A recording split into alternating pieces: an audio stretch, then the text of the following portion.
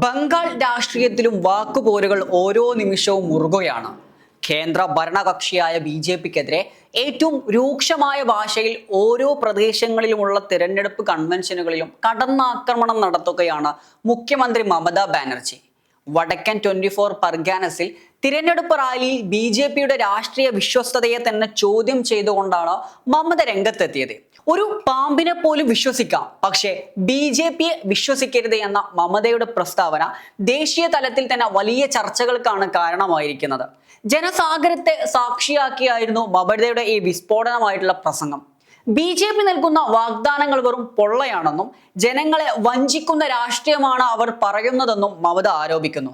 കേന്ദ്ര അന്വേഷണ ഏജൻസികൾ നിഷ്പക്ഷമല്ല എന്നും BJP അവരെയെല്ലാം വിലക്കെടുത്തു എന്നും മമത കൂട്ടിച്ചേർക്കുന്നുണ്ട്. EDയും CBIയും BJPയുടെ രാഷ്ട്രീയ ആയുധങ്ങളായി മാറിക്കൊണ്ടിരിക്കുന്നു എന്നാണ് തൃണമൂൽ കോൺഗ്രസിന്റെ ആക്ഷേപമുയരുന്നത്. ബംഗാൾ തിരഞ്ഞെടുപ്പിനു പിന്നാലെ ആസാം തിരഞ്ഞെടുപ്പിലും BJPയുടെ ഇടപെടലുകളെ മമത ഗുരുതരമായ ആരോപണങ്ങളിലൂടെ വിമർശിക്കുന്നുണ്ട്. ആസാമിലെ ജനങ്ങളെ വിശ്വാസമില്ലാത്തത് കൊണ്ടാണ് BJP പുറത്തു നിന്നുള്ളവരെ ഇറക്കുമതി ചെയ്യുന്നത് എന്നാണ് മമതയുടെ ആരോപണം. ഉത്തർപ്രദേശിൽ നിന്ന് മാത്രമായി 50,000-ലേറെ പേർ ട്രെയിൻ മാർഗം ആസാമിൽ എത്തിച്ചതായാണ് മമതയുടെ ആരോപണം. SIR നടപടികളിലൂടെ ലക്ഷക്കണക്കിന് ആളുകളെയാണ് വോട്ടർ പട്ടികയിൽ നിന്നും ഒഴിവാക്കിയതെന്നും മമത ചൂണ്ടിക്കാട്ടുന്നു.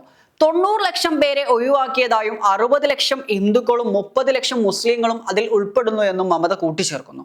സ്വന്തം മണ്ഡലത്തിൽ പോലും ഇത്തരം അട്ടിമറികൾ നടക്കുന്നുണ്ട് എന്നും അവർ വോട്ടർമാരെ ഓർമ്മിപ്പിക്കുന്നുണ്ട്. രാഷ്ട്രീയത്തിന് പുറമെ ജനങ്ങളുടെ വ്യക്തി സ്വാതന്ത്ര്യത്തിലേക്കും BJP അധികാരത്തിൽ വന്നാൽ കടന്നു ചെല്ലുമെന്നും മമത കൂട്ടിച്ചേർക്കുന്നു.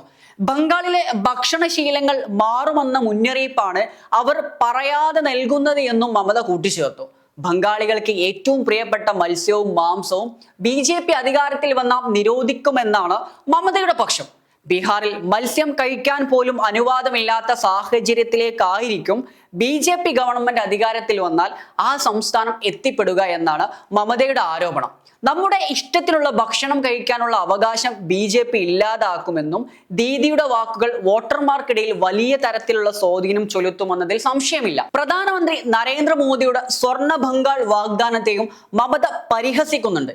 BJP ഭരിക്കുന്ന സംസ്ഥാനങ്ങളിൽ ബംഗാളിൽ നിന്നുള്ള കുടിയേറ്റ തൊഴിലാളികൾ വലിയ തോതിലുള്ള അതിക്രമങ്ങളാണ് നേരിടുന്നത്.